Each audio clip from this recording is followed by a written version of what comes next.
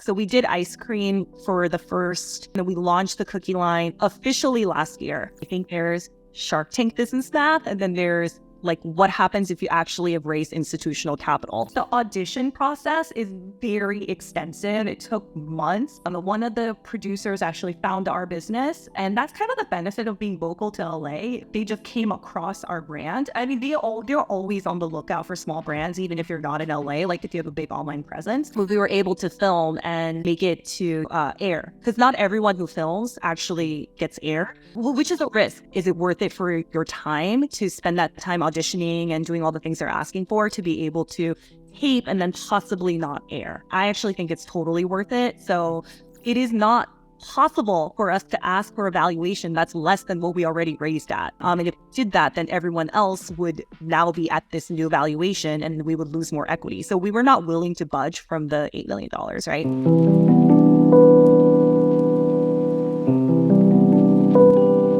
Hello everyone. So today is a very special day for me because I have Hannah here with me. She is one of the sweetest people I know, and she is one of the most promising and enterprising entrepreneur I know. She did her undergrad in UC Berkeley. She did her MBA from UCLA, where I believe she met Mollie, or maybe it's after that, and they teamed up and launched something that is so good.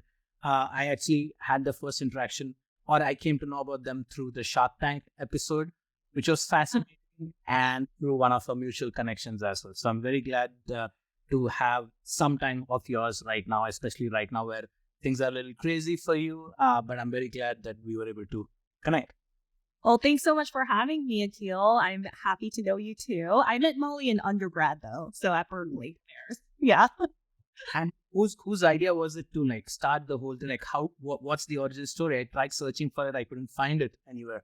Yeah. So Mollie and I have known each other for, almost 20 years now. Okay. So now you know how old I am. So we met in undergrad. So we've known each other forever. We were roommates after graduating college and doing our first like adult jobs and all of that. But she and I both went to get our MBAs at different schools. So I was here in LA, and then Mollie went to MIT. She's very smart. And then when she moved back to California, she and I actually got to work together at a large food company. And we both worked on the innovation team at that company. And honestly, one of the best corporate jobs I've ever had. It was so fun and my colleagues were great. Like it was an amazing situation. But then she and I both grew up like a lot of children of immigrants with like parents who started their own businesses.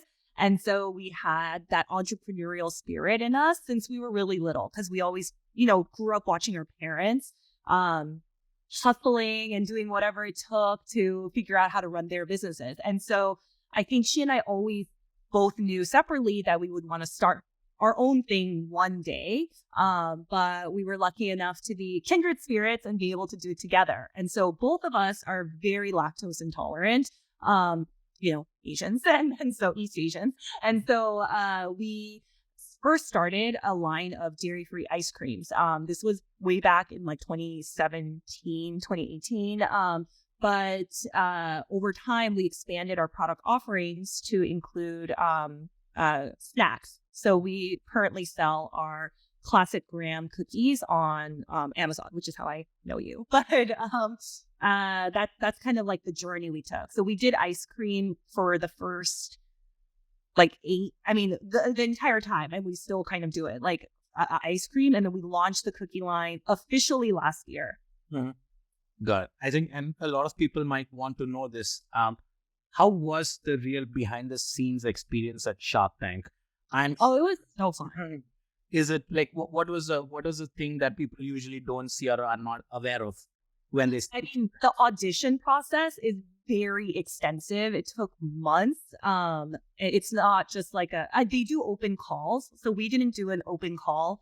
Kind of like, an American Idol when everyone waits in line to present or try. You don't have to sing, but you present your business. So we did not do that because it was the middle of COVID. So they had stopped when we were auditioning, and one of the producers actually found our business. And that's kind of the benefit of being local to LA, is that the producers all live here. And so they just came across our brand. I mean, they're always on the lookout for small brands, even if you're not in LA, like if you have a big online presence.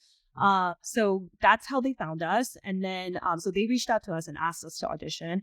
And then the first time we auditioned, we actually got dinged.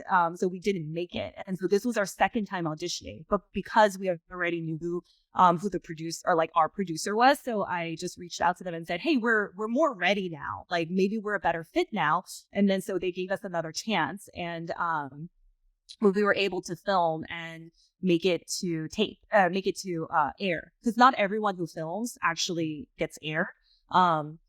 Which is a risk when you invest, because it is a really time consuming activity to audition. So you do have to think about that as a business. Like, is it worth it for your time to spend that time auditioning and doing all the things they're asking for to be able to tape and then possibly not air? I actually think it's totally worth it. So worth the time investment, obviously, because I aired. But even if we didn't, I think like the chance of airing is big enough that, or like the rewards of airing is big enough that it's worth it.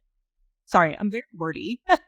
That's the whole point. I mean, and so speaking of the deal itself, that was out of the program. I think you guys had gone in with the $8 million valuation. You had 1.5 million, unless I'm mistaken. And the valuation that you were seeking was pretty fair. In fact, it was like more than generous compared to any VC or any investment that is offered elsewhere.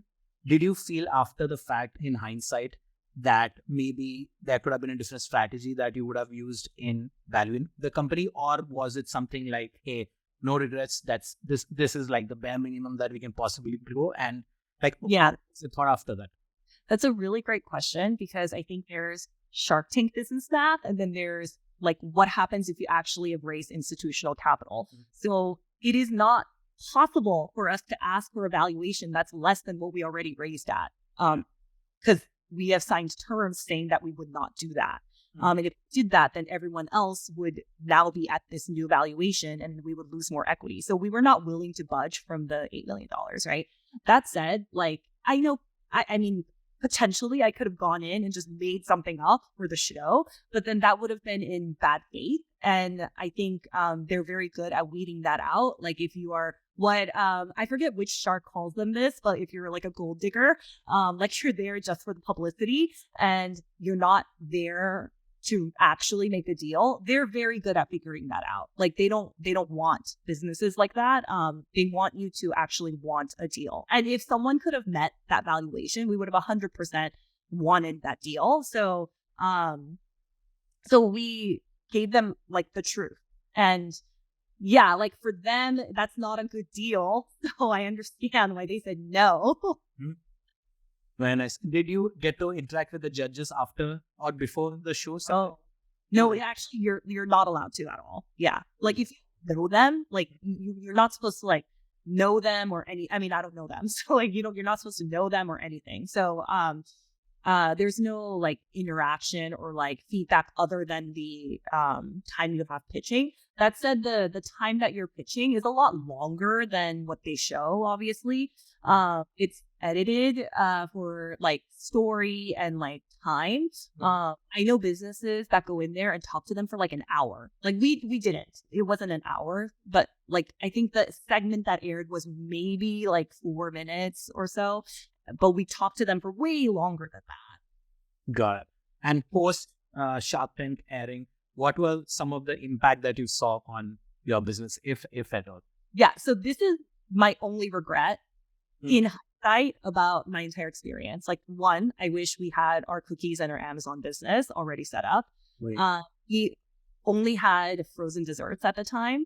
And doing e-com with frozen is really difficult. And so I did not have DTC set up at all.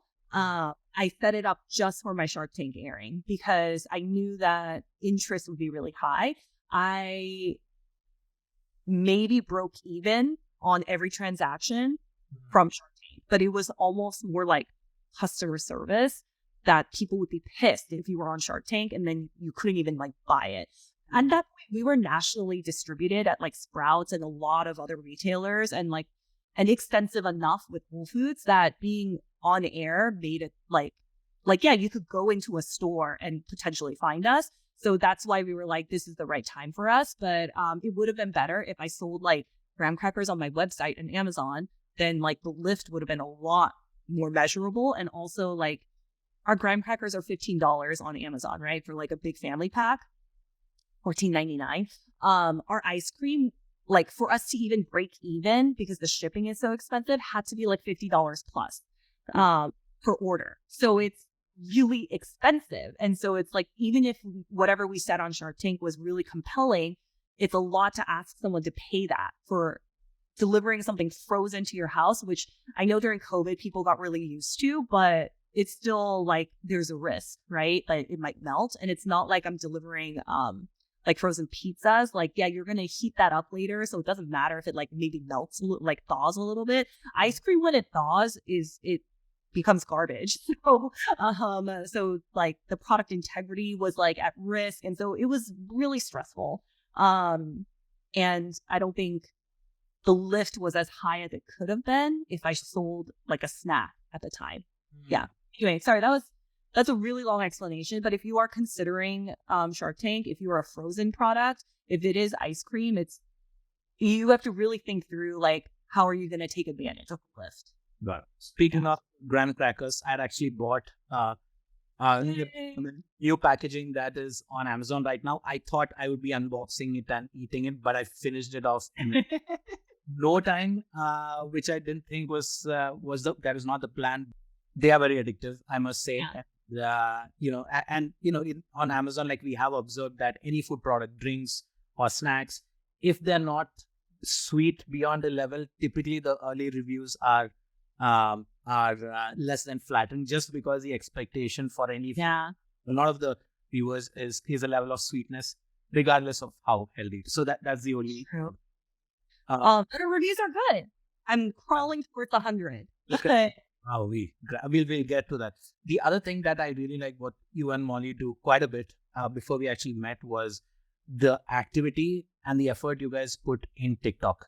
Gee, I mean, it's not like some stale, corporate stuff that you put in, like real, well thought out. I don't know if you do it yourself. I don't know if there's somebody else doing it, but like, what was that intentional? Has it worked? Would you continue doing it? Like, what's the thought process behind TikTok? Well, we actually used to have someone who did all our social media, and she was much younger than me. She's Gen Z, very cool. She actually had to leave for health purposes. So the role has been empty or open, I guess is right word, for a while. So I took over sometime last year, but she really set the tone in showing like the behind the scenes and being more humorous versus like very corporate. Because one, I can't afford that. Like I can't afford professional photo shoots for every single thing we do. We definitely have some for like product glamour shots and like stuff we put on like packaging, like that stuff. We definitely have like professional photos, but something that's more casual and relatable is more executable for us. And so I think that's why the content is like that. I don't know. If someone can figure out TikTok for me, that would be great. Like, so I've had some recent viral posts, like more viral than our regular posts. And by that, I mean like 20,000 views. That's like not viral really, but for us, that's really good. And it's like, it was specifically making like a craft out of our cookies, like building something. But like it sold 0 graham crackers as far as I can tell, like on our TikTok shop. So I don't really know how to make the best use of it. I'm still figuring that out. But I do have fun like doing it. So there's that. I think it's the authenticity that people connect with and feel, strongly about it. So I think that's one thing that has worked really well for you. E-commerce. I know since we work closely on the Amazon side of things, we realized pretty early on that there were some issues related with packaging when we a new product, but then suddenly this came into being. So what's the story behind this? I've seen your LinkedIn post. I'm sure a lot of people have. How did it come about? What was your thought process? I think there's a whole story behind this. Oh, I mean, I think that's the thing about running your own company and your own product is that like there's a lot of stuff happens that you have to like pivot. So when we first launched the product, we wanted to do a specific size to hit a specific price point that would work at retail and also, on Amazon and all these like different things, right? Because the product that you put on a grocery store shelf is not going to be the same product you put on Amazon because of how their commission structure works and everything. Like you need to have a certain price point for it to be worth it for you as the brand to be on Amazon, right? So anyway, all the math said like 10 ounces is the perfect amount. But it ended up being like really expensive for us to have 10 ounces on Amazon because like math wise, it worked great. But in reality, like we were paying extra to be able to take a 14-ounce product, repackage it into a 10-ounce product, and then the bags, and then they would keep getting crushed. So I had to put the bags in a box and put that box in another box to ship it to Amazon for FBA. So like all those little things added up a lot. And we were like, we need to just sell the 14 ounce, even if like the price point isn't great for like on a per ounce basis, it's better. But like this is not like feasible long term. Like we're losing money. And so that's how we were like, that's how we decided we need to switch to 14 ounces. And then so, cause like that box is more expensive than the 10-ounce bag, but then all the other boxes and the handling that the 10-ounce bag required, costs way more than that one box for the 14 ounce. And we're still struggling with the packaging because I didn't realize Amazon was going to just put that box in a poly bag and ship it because then it gets like absolutely crushed again because it's just a regular cardboard box. It's not a shipper box, but you'll be happy to know I just placed the PO for thicker cardboard boxes, like shipper boxes that are printed. So that'll be better. Like it won't, like if they put it in a poly bag, it won't get crushed. Now, for some reason, we haven't received a lot of pushback. Maybe, the customers love the product so much. They're like, I don't care.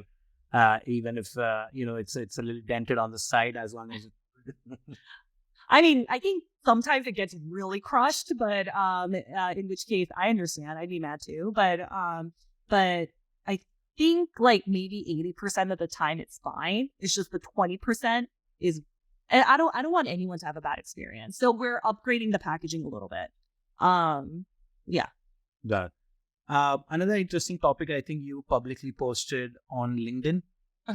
It's received some traction was that there were some issues that you faced with some kind of a accounts receivable issue. With yeah. One of the That's my most viral post, Akhil. It was more relatable. It's so relatable. There is something happening where you are owed some money, and then since you're a startup or you're not that important or the value is low, you get pushed by 6 months or 8 months or if you're lucky.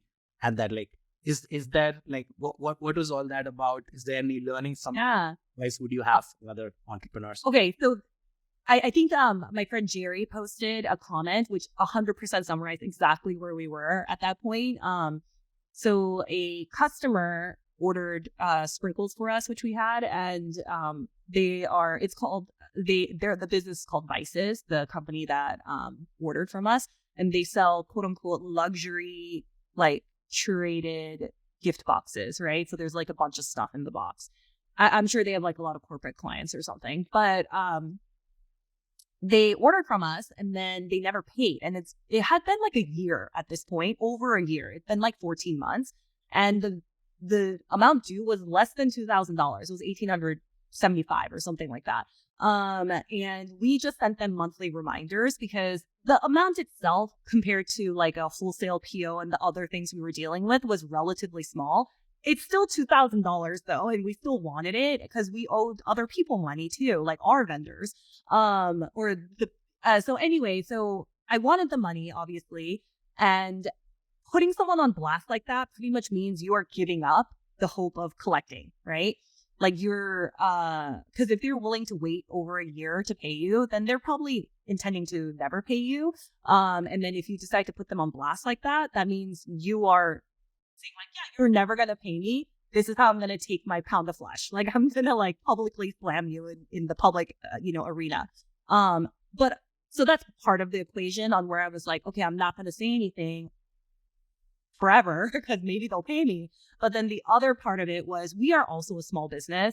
I mean, we were probably overdue with you for a couple months too. Like, I understand, like, sometimes you just have no money because like you spent it all on inventory and you need to like pay your employees. Like, there's just always like, it's always hard managing your cash, but we've never just completely ignored a bill due and never like just not paid. And like, yeah, especially the past 6 months while winding down the frozen business, we were not the best on our payables, but I mean, right now, I think we're caught up with everyone. Like, we always wanted to pay everybody, but like, this guy, I realized because it wasn't just me, I realized he was not paying everyone else. Like, there's someone who's in the same box as us and owed them like tens of thousands of dollars.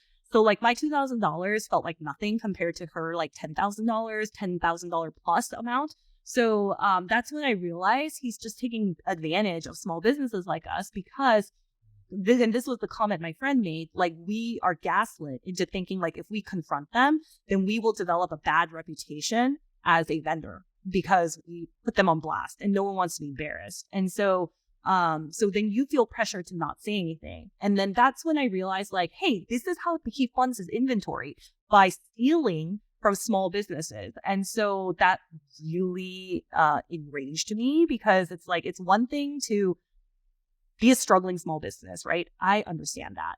But it's another thing to consistently be stealing from small businesses while still selling your product and making revenue and having like a full team. Like, he has a bunch of employees. So it's like he's a very unethical person is what I decided. And that's why I was like, I don't care about putting this person on blast. I don't care about collecting my $2,000. Like, people need to be warned about business practices like this.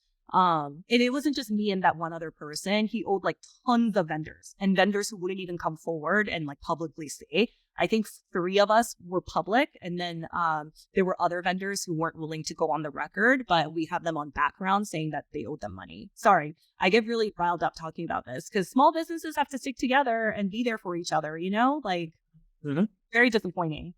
Yeah. And so what is there any next steps? Like, what's the, I'm sure people reached out to you and that's why, you came up all these other things that are happening. Is there any advice that you would want to give other businesses as well who maybe, I'm sure 90% of them are in a similar situation one way or Yeah. Okay, if you're already owed the money, then I don't know. Because the reason why we didn't go down the collections route is on the $2,000 we were owed after fees and after like the negotiated amount that he's willing to pay back, we would have been able to probably collect like $200. And yes, $200 more than $0. But I felt like posting that on LinkedIn was worth $200 to me, like the emotional catharsis I got. So, so like, you have to look at how much you're owed and determine like if you can what you can actually collect on is worth it. I know one brand that reached out to his father to get paid. That worked with his father's a public figure too. So so I mean, maybe you can do that. I've heard of other brands who like say you should like tag every single employee because the employees will get very embarrassed and then pressure the boss to do something about it. So like, those are some tactics. Those are too aggressive for me, I think, like personally. I'm not saying like it's not like don't do that. Like if you're comfortable with that, I think that's fine and within fair play. I felt good enough getting my vindication in the public arena. Like that was enough for me.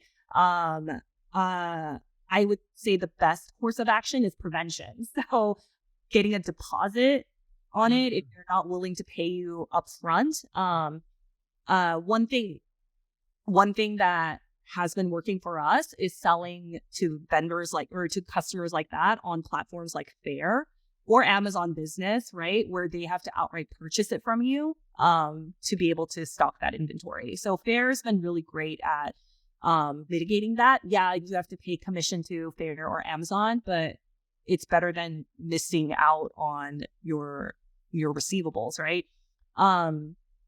And actually, the whole reason I got reminded of their existence at all, this $2,000 receivable, is because they tried to buy my sprinkles on there. Like they placed an order, and then I didn't fulfill the order. I like replied to them. And I'd be like, I would be happy to do this for you if you pay me what you owed me for over a year. And it's like, did you forget? I didn't. So I mean, like the person who placed the order is just like a regular employee. She was probably embarrassed. And she's like, oh, let me talk to the owner. And then like they said they would pay us, but then we waited and like sent them a new invoice on QuickBooks and all these things. And it's like, they never paid us. I was like, this order is canceled. Like, I'm not going to do it. Wow. Yeah. Yeah. It's like the audacity to place another order when you already owe me money. Like, no. It does seem, I can't imagine. Like, I am getting like secondhand embarrassment for that person. Yeah, it's really It is, it's insane. Anyways, so off to some lighter topics. Now, I think one of the, I'm not aware of a greater not rebrand, let's call it a pivot of your whole business that happened over the last few months. What was the thinking behind it? What was the logic behind it? Obviously, I know for a fact it worked out, but then at that time, it may have seemed like a huge risk. So what is the thought process behind that? I mean, oh, you mean from going from frozen to the cookies? So we started the business because we're lactose intolerant and wanted a dairy-free treat, like a frozen treat that we couldn't find in market, right? So that was like the origin story. But, that was like 8 years ago. And like over that time period, we both became mothers. Like we both have preschoolers now and have like families, right? And so the need state for us changed. And that's the great thing about being a founder is you can make something literally for yourself. So we were interested in expanding our offerings to include pantry staples and snacking because we're not giving our kids ice cream every day, but we are giving them snacks every day. And yeah, sometimes it's frozen, but that's not really on the go. And I can't just keep that in the car. And so we were thinking through, like, as moms, what do we want for ourselves and our families? And so we were like, the entire world was open with possibilities when we were thinking through this. And then where we landed in terms of what can our brand do from a branding perspective, like where do we belong, and as well as our expertise and what can we afford to make, like with the money that we have. So all those things came together and we ended up with classic graham cookies. And that was like the best product that we could put out that met all those logistical and operational requirements, but also that core need that we were filling. And so we started working on cookies actually 3 years ago, and then trying to like figure out how to bring it to life. And then when we got the news that Sprouts was discontinuing our frozen line, we knew, we had an inkling that this would happen. It just happened faster than we anticipated. And so, I don't know if it's because our parents are immigrants or because it's our personalities, but I always imagine the absolute worst case scenario. And it's like, okay, this is a possibility. Like disaster is a possibility. How do I feel about that? What would I do in that case? And I'm emotionally and mentally prepared for it. And so even from the very beginning of our business, I've always imagined the possibility of disaster. It's like kind of the opposite of manifesting, I guess. But I've of course manifested. And I believe in the power of manifestation. Like I've manifested like the absolute best scenario, and that's what I'm working towards. But, I've like emotionally shielded myself from what disaster would be. So when it did happen, I was like, of course, disappointed and like very, very upset especially because we had to let our team go because that's how we made cash, and we had no cash now to pay our team. And so that was probably the absolute hardest thing I ever had to do. And it was emotionally very difficult and devastating. It took me probably a month to get over it, like of the sadness of having to do that, of like being like actually depressed about it. But like I'm still really good friends with them, and I tried and still trying to find soft landings for all of them. So, I still have a good relationship with everybody on our team, and And honestly, like Mollie and I are both looking forward to the future of Must Love. Yeah, like we have a lot of optimism. If we didn't, we would have just stopped. But Yeah. yeah. Right. And so as we come to the end of the podcast, I have a few rapid fire questions for you. Cool. My favorite. Yeah, you are supposed to think too deeply. Okay. And look, Wait, let me take a sip of the coffee first. so before I go, shameless plug, I'm just curious to know, as a founder, like what has been your uncensored, unfiltered experience working with me and my team? Oh, the absolute worst. I knew it. Kidding. How do I edit this? How do I cancel? No, obviously, if it was the worst, I would not be doing this.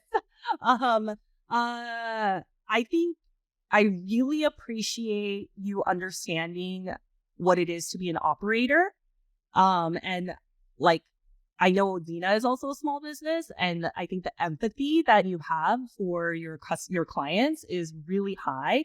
And I really appreciate that. I don't think a lot of agencies have that because they're always there just for the retainer, and you don't get as much like understanding of what it is to be a small business.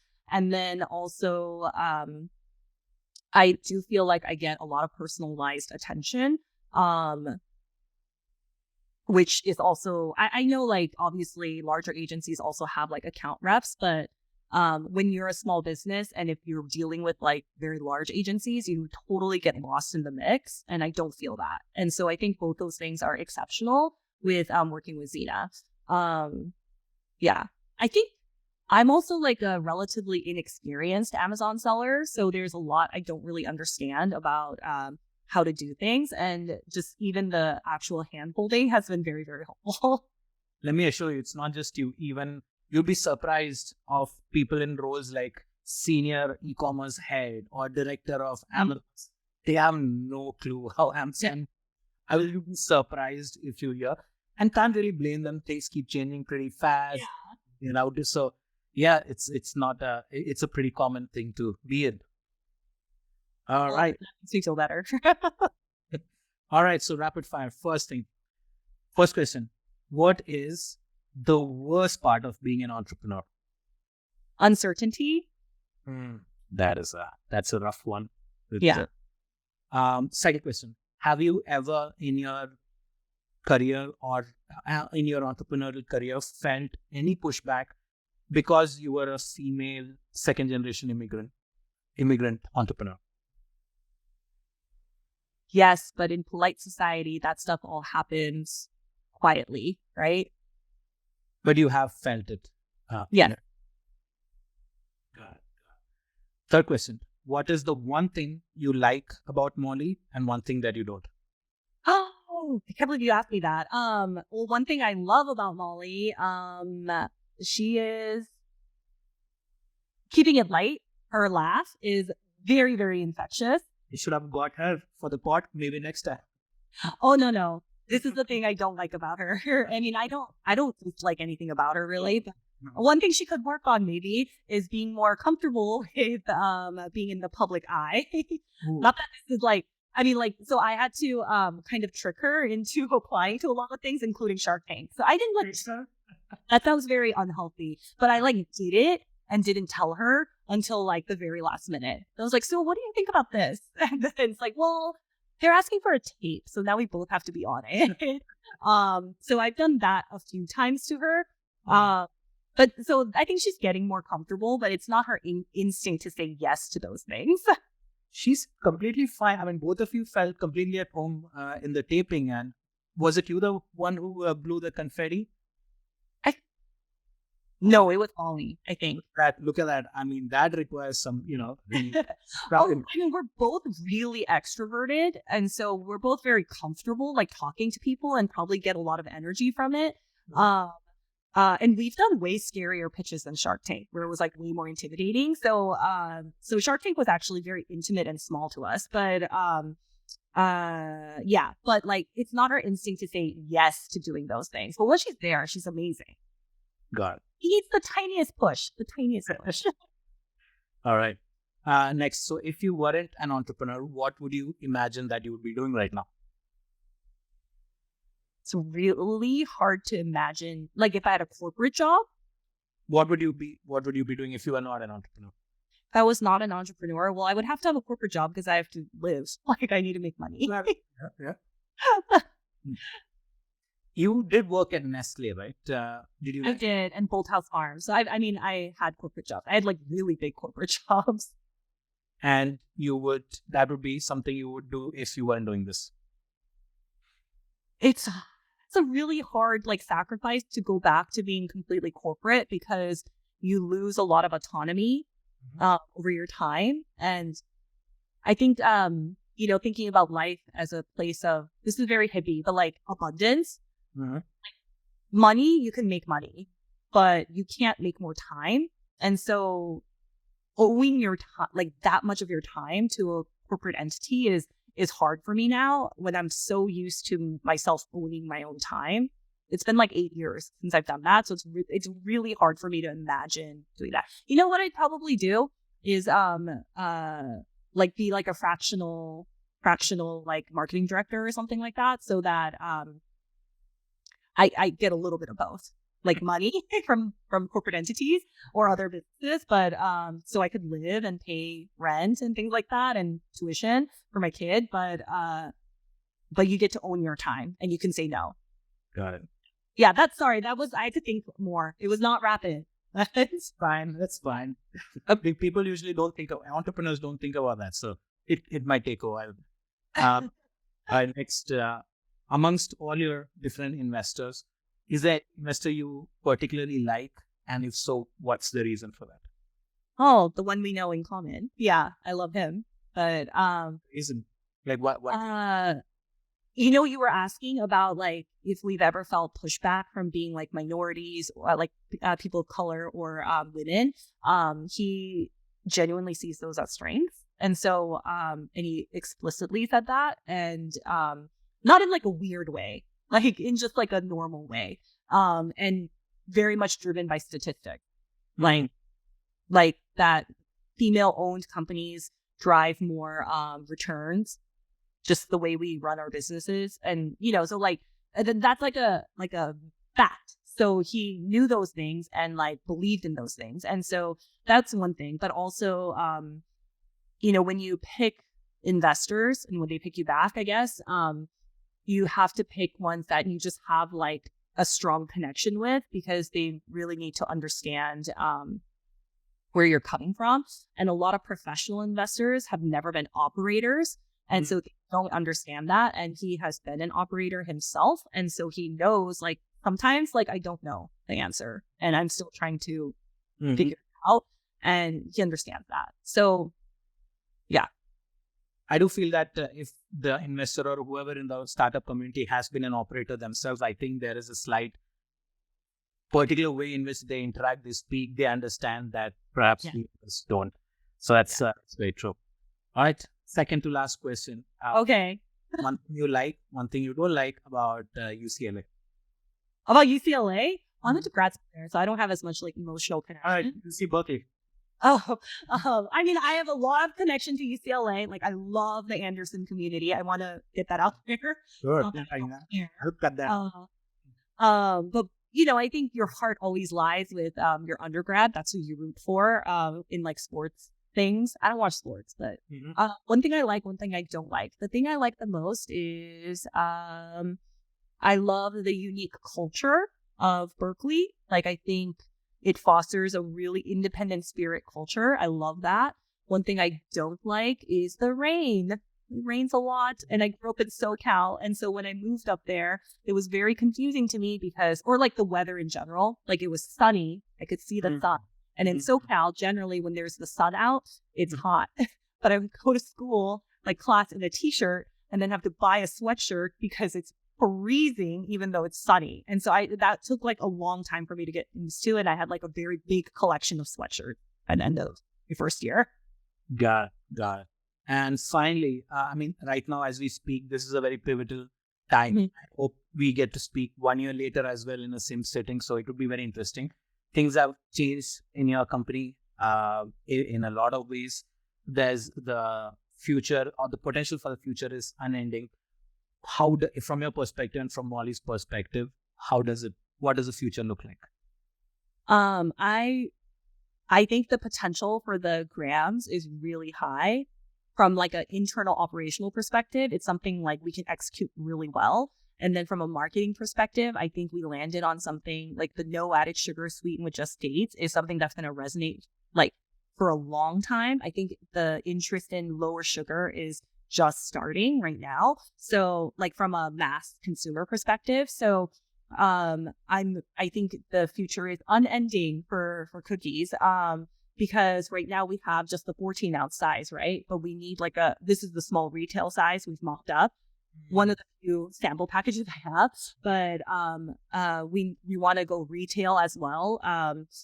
And we want to have more flavors, but also different sizes because like for a lot of people on the go, especially parents, like little snack sizes are more convenient. So doing multi-packs of that, like I think there's a lot of innovation ahead. And then that's just talking about literally 2 flavors of one form. There's so many different forms like we could do based on our strengths in like how we sweeten and flavor our products. Got it. All right. I'll not take more of your time. Like I said, again, I hope we are able to have a second episode of this next year when things I'm sure will look completely different as it looks now. Thanks again, Hannah. Thank you so much, Akhil.